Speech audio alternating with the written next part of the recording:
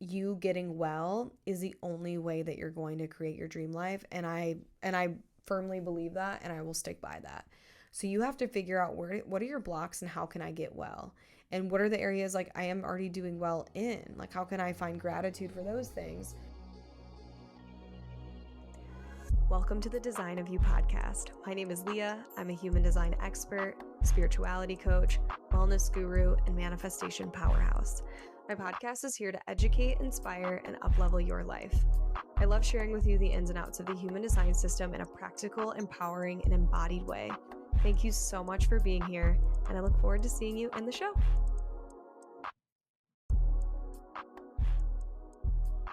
Welcome back to another episode of The Design of You. Hi guys, I've missed you so much. I know we've had a solid 3-week hiatus, and that is my fault because life has just been lifing, and I mean that in the best way possible. Like really good things have been happening, but it's been so busy. This year has been full throttle in The Design of You, in our business, or my business. And there's been a lot of growth, there's been a lot of expansion, there's been a lot of new projects, and they're all super exciting. But to be completely transparent, I've had a really hard time managing. You know, when sometimes businesses grow really quickly and rapidly, and yeah, you got to figure out how to sustain that growth. And so that's what I'm doing. So anyway, the podcast has been not the last thing on my list, but probably the second to last thing on my list, because I've just had my focus and attention other places. But I know y'all love coming on here and hearing me just ramble, and I certainly love coming on here and rambling. But yeah, so I'm happy to be back, and I promise to start showing up a little bit more consistently. Anyway, let's just dive into the topic of this episode, because I know that this one is highly requested, and it's on how I created my dream life. And why I want to talk about this today is because if you haven't seen, we'll link down below. I mean, I think we always have it linked down below, but my website has a little bit of an update. And basically, we just gave the homepage a brand new refresh, and I announced a little bit of like a pivot in my business. It's not necessarily like a huge pivot. I mean, human design is what we do here and what we'll continue to do. But I announced just that we are going to be talking a little bit more about just life as it is, and specifically life design. And I want to talk just briefly about what that is and what that means to me. And then I want to talk about, you know, the topic of this episode of how I created my dream life and how this really, in my opinion, really blends with human design. So essentially, you know, life design is really what it sounds like. It's basically this framework of understanding how to live your best life and how to design your life based on the interest and, in my case, the energy that you have. And so there's been a gap for me in human design for a while, and I've been trying to navigate how to work with this sort of gap. And what I mean by this gap is that in my personal life, human design has had such an impact on everything, and I'm going to talk a lot about that today. But the one thing that's had a really big impact as well is really just creating my dream life and designing the life that I live today. And human design was a big piece of enabling me to make that a reality. But before human design, I had this really strong vision of exactly what I wanted in my life. And so I'm going to talk a little bit about that vision today. I wanted to bring you guys the steps that I took in my life that really allowed me to design the life that I live, life design. And since human design has been a big piece of that, and that's how I actually got so deep into human design, I've wanted to really combine the two because I haven't known how to really talk about it. And I've been battling some sort of imposter syndrome and things like that because I had this belief that none of y'all really cared about me or my, you know, my story or the other things that I'm really passionate about, which is wellness and, you know, spirituality as a whole, manifestation. You know, I love cooking and truly all things wellness is like my jam. And so I've been having this like, how can I start talking about more of the things that pour out of me? Because guys, I'm a generator, and this isn't even a generator thing, but it brings me an immense amount of joy and satisfaction talking about wellness and talking about, the things that I'm really passionate about, and that is creating your dream life. And so I want to bring you guys just more content related to that because it flows a lot easier out of me. And I think that a lot of people that are interested in human design are interested in it because they want to learn about themselves so that they can create their dream life too. And so I'm really happy to be sort of paving or forging this new path for everyone for everyone who is interested in, living their best life. So today I'm going to be talking a little bit about my story, and without me, I don't need to tell you guys what I'm talking about. I'm just going to start talking about it. I put together this little episode outline, so that's kind of what I'm following. There's a lot of parts to my story. And if you've listened to my episodes in the past, like my manifestation episode, we'll link that down below. That's a really great episode to tune into. And, the first episode of my podcast. And honestly, quite a few of my episodes, I talk a lot about, how I got to where I am today. And I'm going to be just elaborating a little bit more on that, but also just giving you guys some tangible tips that I think that have really helped me. Okay, so I want to start by talking about my life before the life that I'm living right now, because I think that if you haven't listened to all my stories, and honestly, I probably haven't talked a lot about my life before where I am today in general, but I think talking about that will help you guys understand where I'm coming from. So where I come from is very different from the reality that I live today. I grew up in a small town outside of Toledo, Ohio in Michigan, and dare I say a little bit of a small-minded town. And, my life hasn't been I didn't come from a family that has money in any degree. And I think sometimes people think that that is the case for me because I went to Miami University of Ohio, which is like a very wealthy, it's not an Ivy League, but it's like very much an Ivy League sort of vibe. And a lot of people that go there kind of have that vibe. So I went to, a relatively prestigious university. At least it had that kind of vibe then. And so I think a lot of people think that I came from money, but that's not the case at all. I lived, growing up and my parents, my dad particularly, still lives in the house that I grew up in, but I grew up in a very small 3-bedroom ranch home. I don't have the square footage, but my house was pretty small growing up.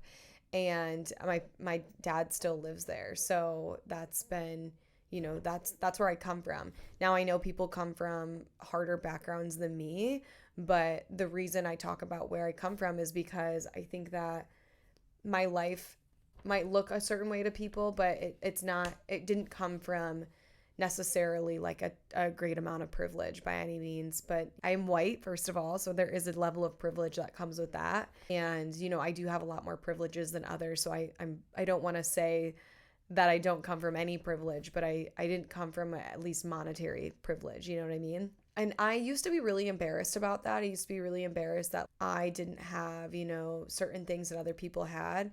And now the way that I look at it is through a lens of gratitude. I'm really grateful for the life that I came from and who I am today, and the, trials and tribulations that I've had to experience in my life due to, the scarcity that I grew up with, and just other things that I've had to experience or witness in my life, because I think not only it's made me who I am, but I think it's why I'm so passionate about life design and creating your dream life. And I think it's why I got into human design. So, just to give you some random other little facts about my life growing up, I grew up in a family where I was a divorced home. My parents divorced when I was 3 years old. I very much remember my childhood, going from house to house every other week. I remember my parents fighting a lot. I did have a good childhood in the fact that my parents being divorced, they still did get along, but there was definitely moments where when I was really young, them trying to get back together and things like that, and just lots of fights. And I remember arguments, and someone in my close family circle is an alcoholic, and that's been a big part of my story. And not only that, I've had to experience a lot of really heavy things through one of my parental figures. One of my parents has gone through a lot of things like abusive relationships and substance abuse and different things that I've had to witness and grow up really fast. I remember being a kid and seeing my friends live very different lives than I lived. I did laundry the day that I could learn how to do laundry. I don't really think my parents ever packed me a lunch as long as I could have, 2 hands and 2 feet and knew how to put a sandwich together. And, again, I know that some people I have more privilege than others, but I share this because I know that a big part of my story is just really is from where I came from, and from, not living a life that was full of, I guess, a lot of the support that maybe I've seen other people have growing up. And so that being said, my life is very different because now I live a life where I am very abundant, and I have really beautiful things, and I don't worry about money in the way that I used to worry about money as a kid or even a few years ago. So going back to my childhood though, there's so many stories I feel like I could tell, and I think I've been trying to figure out where in this podcast I'd like to go, not in this particular episode, but just in general, like how much of my life I want to share. I'm very cognizant of how I share things and where I share things. I'm cognizant is maybe not the right word. I'm very intentional.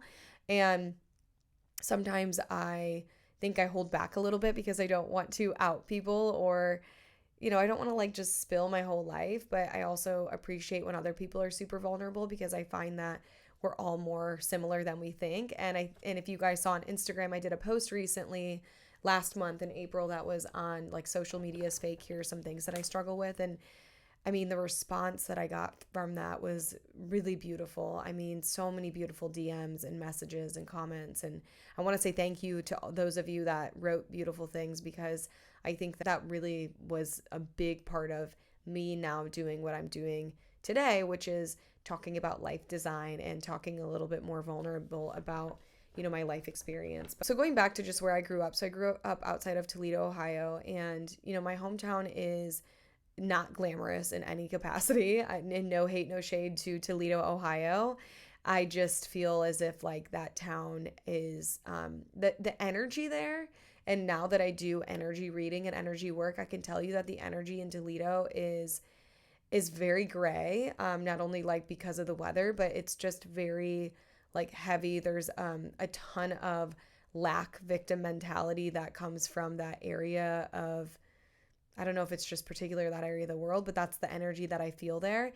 But I do feel that there's a big shift happening in that town, and that's a good thing. And so I feel there's like this kind of big sort of emergence and maybe tension that's happening in that particular part of, the United States. But, for me, it's like it was really hard growing up there, and knowing that the life that I want to live didn't always necessarily fit fully in that space in my life. All right, so all the pauses. I had to take a little break, everyone. I just poured myself a glass of wine. Not because talking about my childhood was like making me feel some type of way, but I was exhausted. And I also don't recommend drinking alcohol when you're exhausted. I don't actually really recommend alcohol for many things, but I just ordered sushi, and I'm very excited to have sushi. Something I couldn't do as a kid is like have sushi or things like that anytime I wanted. One of the things that I'm really, just that I'm happy about, or that I love about my, current life, is that I can kind of do whatever I want in terms of that. And I have like recently, as I talked about on 75 Hard, I went on, kind of this journey. If you guys listen to that podcast episode, it was just a few episodes back. I talked about my journey with 75 Hard, and I didn't drink for, it was 75 days, but I actually ended up drinking on like day 53. But I want to do an episode on like my journey with alcohol at some point, because I have a very like interesting journey with alcohol, especially because I grew up around an alcoholic. And so it's been like a weird journey, and I definitely want to talk a little bit about that. But I think the other thing that I will just quickly say about alcohol is that I think that there's this kind of connotation that people who are spiritual can't drink, or who do energy work can't drink. And I don't necessarily think that that is true. I think that it's all about your intention. And that was something that me and Emily talked a lot about, not in our episode, but when I started working with her, because I was like, should I drink? Should I not drink? I personally enjoy a glass of wine. That is like one of my all-time favorite things, a glass of Sauv Blanc, Sauv B, or a glass of Cabernet Sauvignon. Those are like two of my favorite. If anyone listening wants to send me some wine, let me know. I will take all of your wine. I really do love drinking wine, but I don't drink during my week pretty much at all, unless we have like an event with friends. But I was just kind of feeling like I don't know. I just kind of felt like the vibe. And so intuitively, I was like, I'm just going to go with that. So getting back into my, just kind of like my life beforehand. And so, up until like I went to college, I already mentioned that. And after college, I moved back to my hometown and I worked at this, big company that's in my hometown that everyone like, I feel like is, I don't know, idolizes. At least like if I would tell someone where I worked, they'd be like, oh my gosh, like you work there. That's such a great company. Or wow, like it was just like the place to work. And like Toledo, Ohio isn't very big. So there's only so many like big companies there. And that was like the big company, in the area. So it was, I guess, a big deal. But to me, I just was like, fuck, I'm like back in my hometown. I don't want to be here. And, so I think that this is kind of where my conditioning journey, I can't say began. I was going to say this is where my conditioning journey began, but this is like a lot of conditioning that I've realized now looking back. And what I mean by that is like I took a job in my hometown because that's what everyone would have wanted for themselves, or like that's what other people deemed as like a huge accomplishment, or the money that I made at that corporate job was like seemingly like a ton of money for my age. And the way that I looked at it was like I was moving back to my hometown and like this is not going to be great, but I kind of talked myself into it being this really great thing. And so when I started working in my corporate job right after college, that was a really kind of hard time for me. The person that I was during that sort of experience wasn't the true Leah that I am today. And that's what's really beautiful about human design. And you guys are going to hear, the practices and rituals in my life today that really led me to who I am. And, the person that I used to be is not truly me. I think that there are parts of myself that were true to me, that were my true self. But I think a lot of it was me really living in a cloud, a really dark cloud, living in a dark cloud. Just to give you guys some examples. So I move home and it's like when something is unaligned for you, I feel like that's the when it rain, it pours sort of energy. But I also had a ton of victim mentality and a ton of like, just, I knew things weren't right. I was very off. Like, so I was in a relationship when I graduated college, and that person that I was in a relationship with was a year younger than me. They were still in college. And I remember moving back to my hometown and feeling like I'm unhappy. Like this isn't where I want to be. And I felt like all of the things that were good in my life were kind of like crumbling, my relationship being one of them. I moved in with a couple girls, and the relationship I had with those girls really crumbled because of just, it was like this general unhappiness. And it wasn't, those things weren't really on me particularly like in a big way, but there were so many things that were so unaligned. And so any kind of move that I was making, that I was trying to make this sort of situation or city work, things were kind of pushing up against me. So the energy was like, I'm me and I'm trying to do these things. And then I was getting pushback. In human design, like I teach a lot about working with your energy to reduce friction in your life. And so and oftentimes to reduce friction is that we have to sort of surrender. We can't force things to happen. And so that period of my life was so much force, was so much like, I want this relationship to work. I want this city to work. I want this job to work. I want these friends to work. I want these roommates to happen. I got a dog during that time, my baby girl, Cleo. I really want to do a podcast episode dedicated to my dog, Cleo, by the way. If you go on my personal Instagram, there's a pin post on, I guess, what happened there. But I lost my dog very sad, tragically and suddenly. And she was my girl. And I think Rupert is her, which is a weird sort of vibe thing that I'm navigating. But anyway, I very much so just, there was so much friction. And so my life just seemed like there was this dark cloud. And some of the issues that I was having is like, I was literally living paycheck to paycheck. I was not able to, even with the, seemingly a lot of money I was making at this corporate job and living in a city where the cost of living is like literally the cheapest anywhere ever in the United States. I truly like was living like paycheck to paycheck. I could not figure my stuff out. I didn't know how to take care of me. And so it was just like this whole just heartbroken, crumbling mess of like just so many things falling apart in my life, and really a catalyst for me. And I'll talk about a few things that were big catalysts for me, one of which was being broken up with. I went through this breakup that was really, really heartbroken for me. I was in a relationship with a guy who I really loved and adored, and I felt was like a really great relationship. And being broken up with, which, you know, at the time, there's like, we always have, you know, like looking, hindsight's 2020, I felt like it kind of came out of nowhere, but looking back, it was definitely not out of nowhere. But why I'm bringing that up is like just to say that my life was really sort of shaking me. Like there were so many like things that weren't flowing, and I was grasping and holding on to so many things, friendships, relationships, my job. I was holding on to so much because I wanted things to work, but they weren't right fits for me. And so I think the universe sometimes has these moments where it really looks at the visions you have for yourself. And I'm going to talk about like my life visioning, but it really will look at those things. And I really truly believe I have such a strong spirit team, spirit guides, and y'all do too.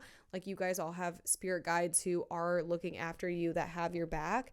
And how to talk to them is just basically like literally saying like, I want to talk to my spirit guides. I was yesterday in my car, like, spirit guides, like, let me talk to you. And I just talk, and you can literally ask for a specific sign and they'll show you it.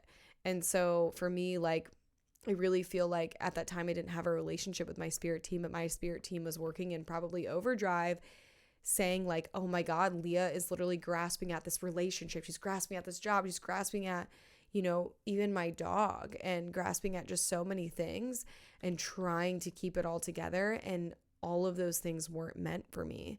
And so they all were falling apart. And so that time period was so hard because I was feeling so lost and directionless, and that like I didn't know who I was, and I was living paycheck to paycheck. I wasn't taking care of myself. I was just like, you know, thinking because I had these labels of what looked like really great things happening in my life, I thought that my life like was going to fall together because I had, you know, again, seemingly great things. But it doesn't matter what it looks like to anyone else. If it doesn't feel aligned for you, then it's not aligned. And so some of the things that I started doing in that time period were, and actually this probably begins even before this. In fact, I know it does. Like, I've been a big journaler my whole life. I truly feel like I'm slightly like a poet in some ways.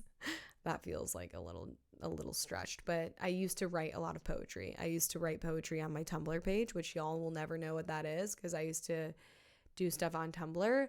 And I used to write poetry in my my journal. I used to write like little poems to myself.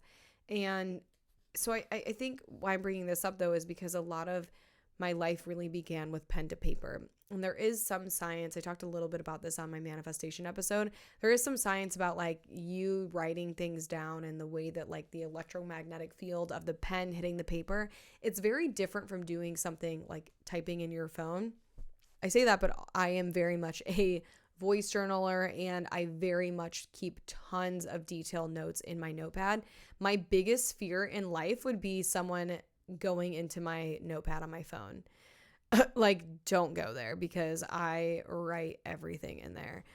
It's very much my slight therapy. I love writing just any thought that I have, but it's also my big manifestation kind of deck as well. But I'm pretty open about my manifestations in some capacities, but journaling has been huge for me. I can remember journaling. I had a diary when I was a young kid. I had a diary in middle school that I remember writing very specific things in. I had a diary in my, college years. I've always had a diary or a journal or something that I was writing in. And I want to talk about what I write in that because I think people get really stuck on like, what the fuck am I supposed to write when they open up a blank journal? There's no rhyme or reason to what I write. The other night I was journaling and I drew house plans for my future house. Am I building a house? No. Am I even in a place where that's something possible for me right now? No. Is that going to happen for me? Totally one day. but like there was no reason for me to be doing that. It just was a stream of consciousness and a sort of inspiration. And that is very much how I journal. I don't write Dear Diary. I usually open up my journal and I will put the date because I love to look back years later and just flip through and just truly be in awe at the things that have come true, or just even sometimes it's like funny to see what I was so caught up in and just to see how that didn't matter, or you know, how I overcame that. And so I was journaling all the time about like my life, my dream life, relationships, you know, partners, and like just, you know, everything that was like going wrong or right in my life. I was like journaling a lot of, and I'm so fucking dramatic. Like I remember when the guy that I was dating broke up with me, I like put my journal in his like backpack because I was a fucking psycho. And I was like, these are all the thoughts I've been having, these thoughts, you know?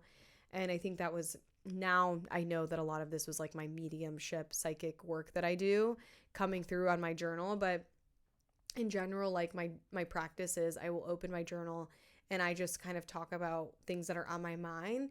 And I find, as me as a person, what's on my mind a lot is my future life.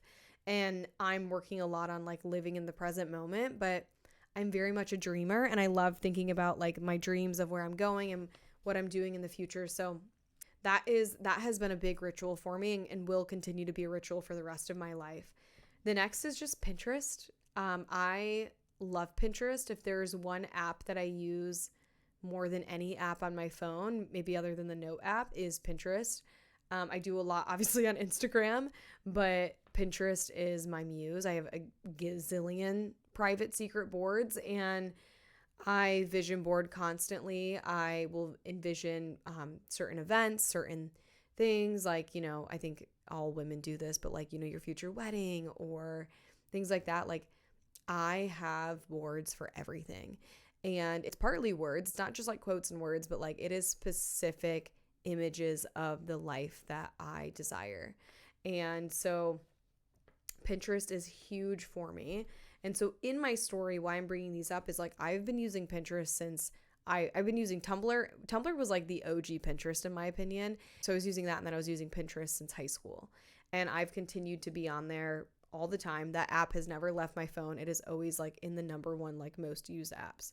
So the other part about creating my dream life is, so where I come from, and then me kind of journaling where I want to go. So in a lot of my journaling practices, I talk a lot. I write a lot about the relationship that I want, the home that I want to live in, the job, the way I want to work in wellness.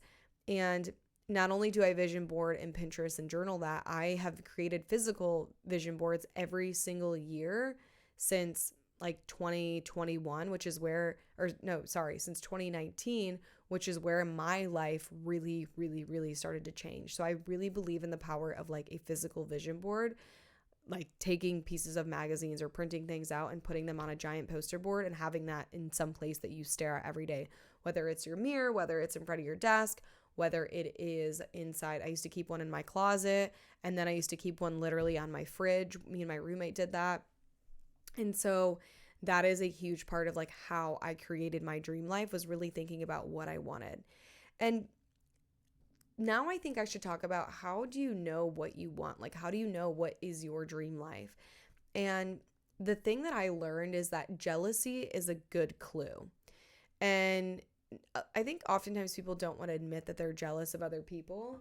But for me, like jealousy was a huge clue of, you know, how I knew exactly what I wanted and who had what I wanted. I could use that as like, okay, this is a life that someone else is living.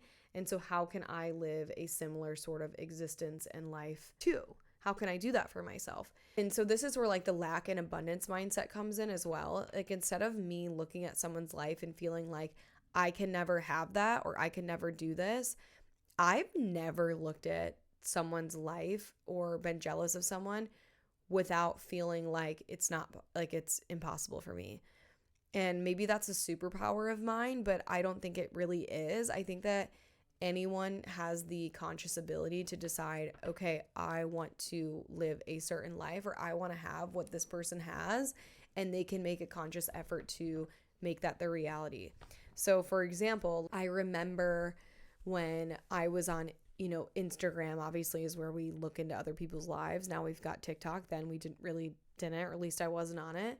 But I could look at someone else's life and really see like pieces and parts of it that I loved. I still do this to today. And so instead of me looking at something that someone has and saying, oh wow, I can't, like there's a creator I follow right now and I love her family and I love like the way that she leads in her life. I'm just really so inspired by her. She's an expander for me. That's the word that you want to use instead of being like jealous. I look at that as like, I can't wait to have that someday. And I know deep down that I can. And this is in all aspects. Like I used to look at people who were spiritual teachers and people who were leaders that were really trailblazing things in life. And I always had this desire of like, I can do that too, because I feel deep down that, and this sounds bad, like that person's not special. And I don't mean that in a negative way because they're obviously very special to me. They've inspired me. They're my expanders. But I mean like, I can do this too. And so there's a piece of me there's a creator that I followed for years and years and years on Instagram, and her life was like a dream to me. And so I just couldn't consume enough of her content. Now, there is a fine line between consuming people's content and then that like getting in the way of your own creativity. And I don't think that's always like the best thing. But for me, it was like seeing people live lives that were very different from the life that I come from and leading lives that felt really aligned with who I am deep down. It's amazing because then I could see myself in those, and then that really helped me frame my worldview and see that it was possible. And so I never looked at that as like, well, I wish I could have that, and now but I can't because this is what I come from. I don't look at it as like I'm a victim to my circumstances of my family, my financial scarcity or anything like that. I look at it as like, wow, I have like a challenge in front of me, and if that person can do it, I can do it too. And I hope that you guys are inspired by my own life, because I want y'all to know that like if there's anything in my life that you guys see that you like, then like I want you to know that you can have that too. And I'm always here to support you. That's a big part of what I want to do. So, okay, moving on to the next thing that was a part of my journey is identifying my core values. So I didn't understand values until I was at a live conference, and this wasn't very long ago either, where there was a workshop on values. And value, like we all have things that we're like, oh yeah, I value family, or I value this and that. And I used to say those things, but I didn't truly understand how important values were. And here's what I mean. So this comes from Gala Darling on Instagram. I was at her Vortex Fest that she did last summer, and this like really changed my life. And this is why I want to share it with you. And I think she did like a little reel or a TikTok or something of some of the things that she said during this talk. But one of the things that I learned through that is people have values and they don't actually align to their values. So like me saying family is one of my core values is a little bit silly because I don't even live near my family. I'm an hour from my sister who lives like, she lives in San Diego. I'm in Orange County, and the rest of my entire family lives in the Midwest. I'm not near any family. So family could be a value of mine and I could not be aligning to that value. And so in my journey of really creating my life is like having to figure out what are my values and how do I align with those.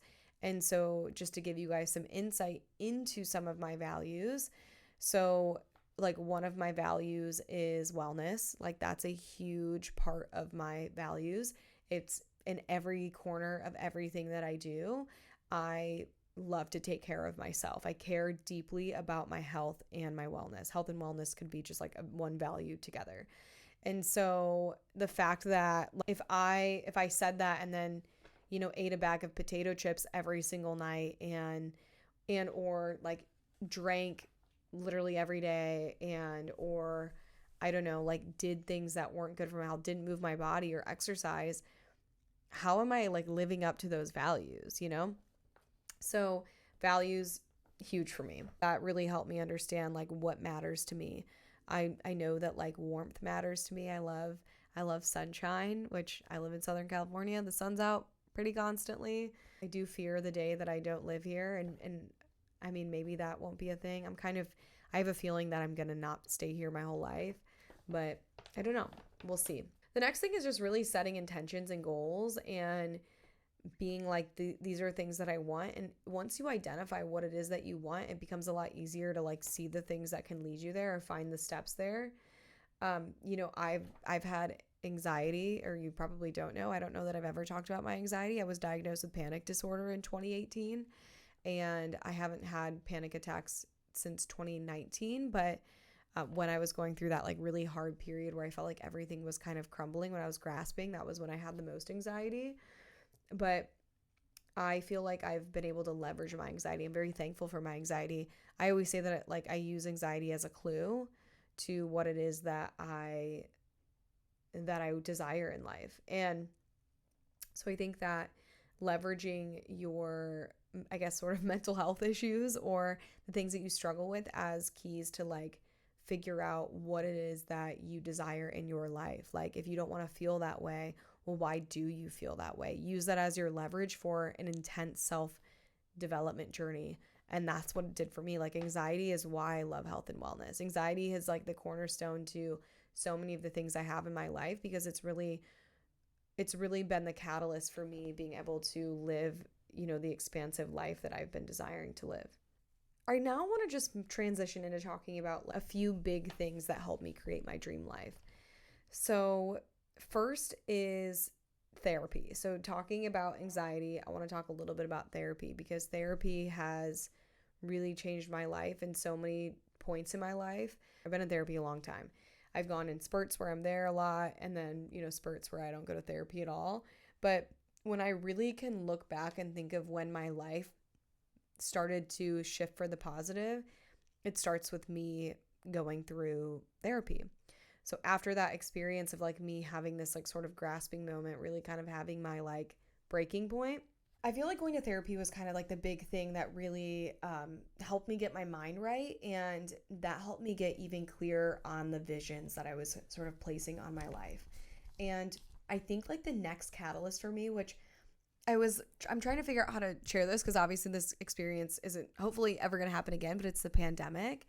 But this was a big moment for me in my creating my dream life, was because for the first time in my life, I truly felt like the pandemic really woke me up to my values. It woke me up to the life that I was living. And I think this happened for a lot of people. I don't think this is a unique experience, but like I think a lot of us had to think about things like death, like what is this disease? And like, if we get this thing, are we going to survive? So I think that there was this moment of being super afraid of like, wow, like if I were to die right now, I don't think I'm going to be happy with the life that I'm living, because this isn't really it. And in between here too, I should also mention, I know I've talked about this before, but I went on a solo yoga retreat in 2019, which was right before I met Xander. And I think I manifested a bunch of things in my life were manifested in that experience in Costa Rica. The journaling and all the things that I mentioned, the vision boarding, we did that times like a million. But I came home and that's when I had a lot of panic attacks and had to go to therapy. And so there was like these big sort of moments. And so I laid the foundations for a lot. And then it was like just about a year later when, the pandemic started, and that really just brought me home to myself. And I found a love and a new sort of interest in things that I wasn't giving myself the time or energy to really put interest into. For example, cooking has always been something I've loved to do. And during the pandemic, I really kicked off my like cooking journey even more. I used to have a Instagram called Moon Girls Plate, and that was very much like a little passion project for me. And I was actually on there the other day, and I was like getting all teary-eyed to myself, because I was like, wow, I really miss just like that simple time in my life. It was just very fun. I don't know, I loved that time period of my life. Was just, it's always going to be like this most precious, just one of the best times of my life.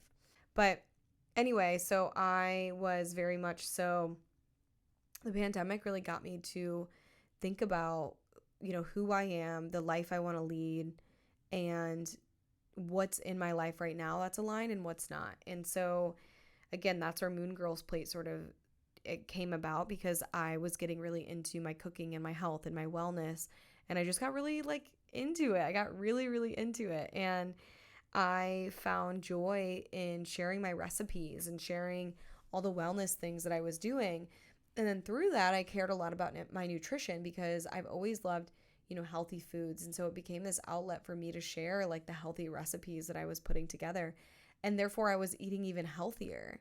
And so here's the thing that I want to say is like the top key. Like, I know I've mentioned journaling 55 times and I've mentioned a bunch of other things, but like the top thing that has changed my life is taking care of myself.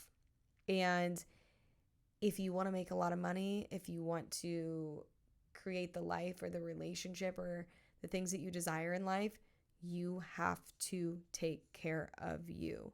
And that's going to look different for everyone. You might have the dream body and the dream workout routine, but you might have a shit diet. You might have poor health. You might have poor mental health. You got to take care of those things.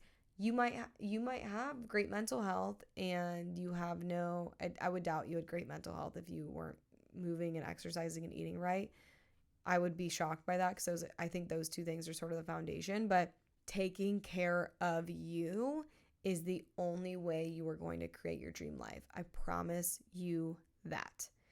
And so this comes the question of, well, what does it mean to take care of you? What does it mean to take care of yourself and your body and your, nutrition and things like that? Because there's so much freaking stuff online. This is where I was like, I want to tread lightly with saying like seeing other people's lives and, that being your inspiration, because we're all so personalized. We're all humans. We're all different. That's, human design is called the science of differentiation. We're all different people.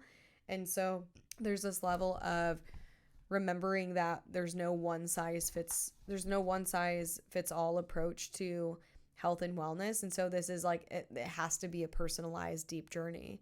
And so that was really where I felt like my life started to change, because I was really aligning to my intuition, and I was intuitively eating, moving my body, and just functioning. Like it was super intuitive to me. And I think that there were things that I saw online and things that I tried. And a big part of my journey that I'll also say is like experimenting, trying things out, seeing what works for you, like elimination diets, or like I do this a lot with health and wellness. Like I've done Whole30, I did plant-based for a long time. I didn't really necessarily do keto, but I've done like a protein, like meat-focused carnivore diet for a moment.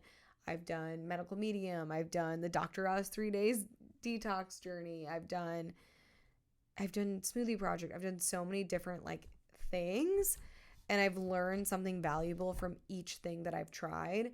And so my recommendation is like you finding the personalized approach, or perhaps getting help. I recommend Kale Diagnostics. I'm on a journey with them right now. I'm going to be sharing a ton about it on Instagram, by the way, but I'll try to remember to link that down below. But Kale Diagnostics, but literally taking a personalized approach and getting yourself freaking healthy, getting your mind right, your body right, your energy right, learning your human design right. Like I'm going to talk about that as a big part of my journey in a moment, but like truly finding out you getting well is the only way that you're going to create your dream life. And I firmly believe that, and I will stick by that.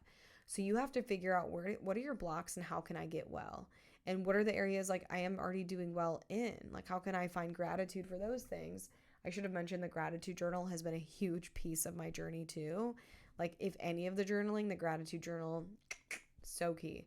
But yeah, like for me, it was like finding the movement that suited me. Like I love to run, and then I was doing yoga once a week. And now I don't necessarily I do Pilates, and then I do some like running and walking with that. But that really helped me getting outside too for those runs. Like that really helped me to feel my best self. So then like human design really came into my life, and that's where things went 0 to motherfucking 100. And I truly say that with all the like oomph in my life. And then I have like a couple more things that like really help me. So, dude, when I learned human design, I was like, wow, there are a lot of things in my life that are aligned, and there are a lot of things in my life that are unaligned. And so I had to figure out what those things were. For me, it was like, okay, this job is not in alignment.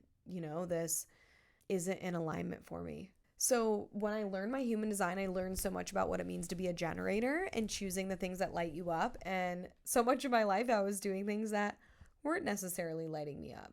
And so even as simple as that sounds, that can be a very difficult process, but that was really the key in me really taking things 0 to 100. My dream life unfolded when I learned human design. It like completely unfolded. And so the next part is learning about consistency. I'm not designed for consistency. And what does every health and wellness and guru thing tell you? You have to be consistent. You have to be consistent. And here's the thing. You do have to be consistent, but consistency is different for everyone. So some people, consistency is like every day I wake up at 5:30 a.m. and I do this task, and this task. And then at 5:42 a.m. I then do this task and I move to this thing, and then I drive to work for 13 minutes, and then I get to work, and then the first 8 minutes I do, like, some people are so rigid and routine, and that actually is how they're designed. I'm not. Like, I'm very much my mind is very strategic. My mind is consistent, but my body does not follow. So anytime I try to force a rigid routine, exercise, way of living, it repels me. And I'll tell you guys right now, I still try. But it repels me. And Xander, he'll know it because he is the opposite. Like, he can follow a rule down to a T, a schedule down to a T, but he giggles because, like, anytime I try and get in that mode, he's like, it's not going to work. And I'll say to him, like, don't say that. Like, your mindset's going to make it so it doesn't work even more. But it's true. Like, it just doesn't work for me. So understanding my human design, and, then when I understood my human design, I could lean into my gifts. I think it's so interesting is like we all have these like little things inside of us that we're like, oh yeah, like I know I'm creative, or like I know I'm, pretty good at marketing, or I know I'm really good at helping people to turn their visions into a reality. Those are like all three of like really big parts of my chart, by the way. And so I think we have these things that we're kind of like, oh yeah, like, but everyone's like that, right? No, like, everyone's not. And so learning your human design allows you to go, wow, this is like actually a part of me. So you can lean deeply into that, and you can also accept the parts of you that aren't you, that that like you don't have. So that was like really cool for me, is learning my human design. I could really say, wow, like, this is a big part of who I am, and now I can lean into this and like be so like confident in myself, because again, like, that's who I am, and I can just drop what I'm not. Like, I can just drop the fact that like these other parts of me I'm not as consistent in, or I'm just, that's not me, so I don't have to pretend to be that. So human design was a catalyst for me learning my strategy and authority. We have a gazillion we have one podcast episode dedicated to it, but I talk about it in like all the episodes. But strategy and authority was huge, because then I could say, okay, like, now I know how to make decisions in alignment with me, so that every decision moving forward, I have tried to work with my energy, and I don't even really have to try as much anymore. I just follow it. And it's cool too, because I could actually look back on my life and see when things were out of alignment, how my body was literally having a visceral reaction to like the life that I was living. And me as a generator, my body speaks to me. All of our bodies speak to us, but like my gut, my body like truly was like, no, all the time. And I was just pushing and forcing and grasping, right? So those are some other keys. The next part of like how I created my dream life was decluttering my current life, which I did after I learned my human design, after I had the vision, and after I learned about who I am. There was like this also visceral reaction of like, I fucking hate anything in my life that's not me. Literally, there was a basket in Xander and I's closet where I was like, Any piece of clothing that I put on my body that I don't like or that doesn't feel like me goes in this basket. And I did that, and I think he started doing it too. So yeah, so literally taking anything that I did that didn't feel like me, clothes, furniture, and just getting rid of it, and just trusting that like I'm abundant and that I don't need to lack or grasp. The universe will always come through and drop the things that are meant for me. And this happens all the time. Like all of a sudden I lose something, or I am, wanting something, and then all of a sudden it like shows up in my life because it knows that there's a gap and I need it in the craziest ways too. So that was like a big part. And my business coach who I worked with, Erica Reitman, she teaches this concept, she still does, called Merch My Life, which is basically like, if there's something you don't like, how can you make it prettier? And she does this more so with like, cereal boxes or like things that like she puts in prettier containers. I'm not that extreme. Like I'm fine with having like, boxes, but like it's really more so just saying like, what in your life makes you go, ew, like I hate that? And how can you change that to be something that you do like? So unaligned furniture, unaligned clothes, unaligned just like clutter, anything like decluttering your phone, getting rid of apps, deleting social media. Like this is also in relationships. I had to get rid of like alcohol was like something that I had to totally reframe and change. Different friends I had to drop or change or distance or, just rechange the relationship with. And I still have to do that if I'm around people that have a really bad lack mindset or bad relationships or just bad habits. I'm like, I can't be around it. It like viscerally makes me feel like I have weights on my ankles. And so I just have to have like some boundaries with that. So like really decluttering what's not aligned in my life. And luckily I moved about 6 times in the year of 2021, which allowed me to declutter things constantly. But that really helped me. Like things take up space. Every object takes up space. So you have to remember to like get rid of the objects and the things that don't feel good, because it'll make space for the things that do. And then like, through all of this, I've really found rituals and, routines that have helped me. Routines as in like just things that I do during the every day, but like not necessarily at the same time. Smoothies, doing smoothie project was huge for me. I share a little bit about that in a highlight on my personal Instagram. My skincare routine is like something that makes me feel really good. Showering once or twice a day, not washing my hair, but just like my body makes me feel very good. Moving, walking, that makes me feel good. Journaling challenges, like sometimes I'll find like challenges on Pinterest of like journal this every day of June, and I'll do it because I like it. Another big ritual for me has been mantra singing. So I love Tony Jones. I also love Queen as in QVEEN, Herbie, I think it is. So Queen, I don't know how you say that. Just Queen, but there's a V instead of a U. Her Good Morning one is one that I listen to pretty much every morning. It's so good. And the Superhuman app, as of literally 2 weeks ago, has changed my motherfucking life. The Superhuman app is the greatest thing that I've ever discovered. And I really, really, really, really, really, really, really, really want to, and I'm manifesting bringing Mimi Bouchard on the podcast because she's a genius. And I'm obsessed with her right now because of her app as of literally 2 weeks ago. But the Superhuman app is like mantra singing or affirmation singing. They call them, it's like kind of like meditation, but they call it activations because it's more like an active thing. And so that is something that I am obsessed with and I know is changing my life at this moment.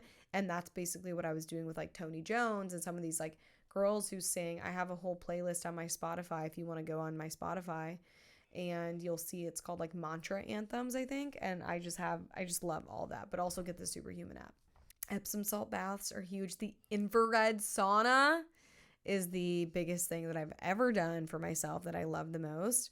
The infrared sauna, actually, if I go back, the infrared sauna was the beginning of it all. And I want to thank my cousin, Olivia Mancy, for introducing me to the infrared sauna because I live, die, breathe, will. If you could tattoo the word infrared sauna on my forehead, I would let you, because that's how much I want everyone to just go experience it. Red light therapy has been really good for me. And there's still things I'm working on, guys. Like I'm recently understanding a nighttime routine. I've been struggling with a morning routine, and I recently realized that like it starts at night, not in the morning. So like right now, my nighttime routine is like, it's always been like skincare, brush my teeth, lay in bed. But now it's like do those things, put my phone across the room a few hours early, or just, as short as I can before I go to bed. Just don't have it in bed. I sometimes stretch this. It's not about consistency. It's about, doing things, not doing things. It's not about perfection. It's doing things, over time, as much as possible, right? Turning on my diffuser with my lavender oils, my red lights, I like to read at night. I'm learning how to like to read at night. I'm not like, it's not my favorite thing, but journaling is something I really like to do though. I'm also working on self-love a lot right now.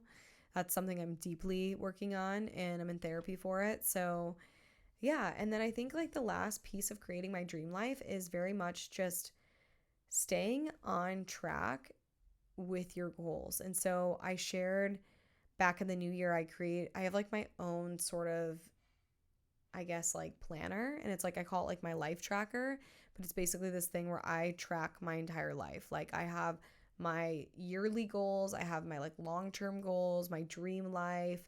I have, how I want to cycle sync, like cycles mapped out. I have what I like to do once a month, every quarter. So I literally have, what are things that I do yearly? What are things that I do quarterly? What are things that I do monthly? What are things I do weekly? What are things I do daily? And then what day of the week do I like to do certain things? Like on, I think Wednesdays, I like to self tan. I didn't do that today, but on certain days of the week, there's certain activities I like to do. And so I literally have a full binder that I look at constantly, has my workout schedules, everything. And I look at how I can optimize my life and how I can stay on track of like the dream life that I want to live, and showing up as that person every day. Like there are so many, days I don't want to do certain things, and I'm not the best at this, so I don't want to pretend that I am, but I have to consciously redirect my thoughts if I find myself in a lack mindset, like, oh, I don't have enough, or like I'm gonna lose money, or I'm not good enough, or imposter syndrome. I have to hear myself, or like feel that in my brain, and redirect that to say, no, like you're good, and redirect it to a positive thought. I think of it like training my dog. Like we're potty training Rupert right now. Like he'll go and grab my shoe, and I'll say no, and I take the shoe away, and then I get him a toy. And that's how you teach dogs positive reinforcement. You say, this is what you can't do, but this is what you can do, right? Because people don't like being told no and then giving no other option. So that's how I do that with my thoughts, is like I usually go, okay, no, that's not aligned with the Leah that I want to be. Block that out. Add in a thing that I do love. Like I'll do this all the time. Like I literally did this today, get out of the shower. I was like, ugh, like, ew, I hate the way that my thighs look and like my love handles. And then I was like, no, like you've been working your fucking ass off. Like this looks good, like you have to reframe it. And it's a practice, but like reframing it will get you to believe it. Like affirmations are really great for that. That's why I love my mantra anthems. And that's why y'all need to download the Superhuman app. I wish they'd sponsor me. I reached out and already was like, I will do anything to talk about this app because it's my favorite. Haven't heard back, but I really want Mimi, the creator of Superhuman, to come on this podcast. So we're manifesting that. If anyone listening knows her, put us in contact. I already sent her a DM and an email and all the things, but things get lost. Having a community, I am very, very, very, very blessed. I do truly feel like I attracted health conscious friends. My circle of friends out here in Orange County, and I think I'm blessed because I do live in Southern California, and this is the mindset of the majority, is like we're all so healthy. Like we were just in Yosemite this past weekend, and this is what we ate. Friday night, we got there. We all got in at like 9 o'clock at night, like super late, and we had quinoa, fresh quinoa that we made in like a rice cooker, sweet potatoes, ground beef, salsa, arugula, fresh herbs, and like, some hot sauces and some like steamed vegetables. That's what we ate. Like we all made our own bowls with that. Saturday we woke up, we had like little roll-ups that we had for our hike. Maybe those weren't like the most healthy, but like generally healthy, you know what I mean? Like we had meat sticks. Xander and I brought like our own grass-fed beef jerky, and we got home that night, and for dinner we had stuffed peppers. Like you know what I mean? Like I have such healthy friends, and I love that because that makes me accountable to my goals, and also like feels really in alignment for me. And so that's just like so important, I think, when it comes to like your goals, is finding people who love the same things. I have spiritual wise, human design wise, like none of my friends are super spiritual at all. None of my close circle friends that I see it, I guess I should say a lot. They're all really supportive of what I do and love what I do. And I used to get caught up in like wanting my friends to be obsessed with like what I do too, but I don't care anymore because I'm not obsessed with what they do either. So I can't expect them to love what I do. And so I've had to find my own sort of spiritual network. The internet's amazing for this. I have such amazing friends that are in human design or in spirituality that I connect with all the time and that I can access if I need to. And so that always feels super good. It's just having like, spiritual community. And then, doing what I love as like a passion is helped me too. Like I tap into my spirituality because that's what I do for a living, but I get to tap into so much of this and help people do what I've done.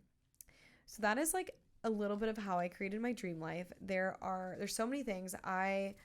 I'm thinking about creating a course on this, and I would love to, if you guys are interested in me creating a course or going through a course, like, I don't know, I'm kind of thinking of like something like way less expensive than Human Design Mastery, but like something where we walk through you understanding your human design and working through like your visions and, you really putting pen to paper and creating your dream life. Let me know if that's something you'd be interested in. Like, I'd love to help you guys. I'll put a link down below. You can DM me on Instagram, Dream Life, and that will just tell me that you're interested. And also there's a link down below to just like an interest form if that's something. I just want to kind of gauge if people are interested in learning a little bit about this.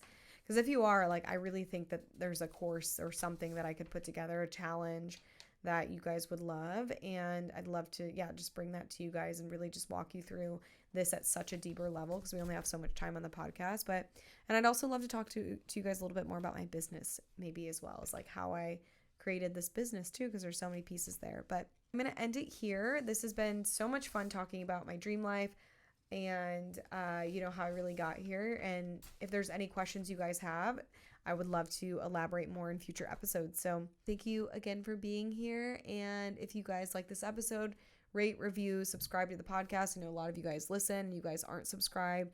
So please be sure to hit the subscribe button because that shows me that you guys are interested and that actually helps my podcast grow. And that you guys won't miss an episode that way either. They will immediately be like available for you on your phone with or without Wi-Fi. So thank you. And I love you guys so freaking much. And thank you for supporting me in this big change. But all right, bye-bye. If this episode has energized you, I ask you to share it or to send it to someone where it can make a big difference in their life. And please tag me with your shares, something you learned from this episode or that you loved from it. I'm at The Design of You on Instagram. Also, please DM with questions or feedback or whatever. I love to stay in touch with you. Thank you so much for your support, and consider subscribing to this podcast and leaving me a 5-star review so we can continue to grow together. Thank you, and I love you oh so much. See you soon.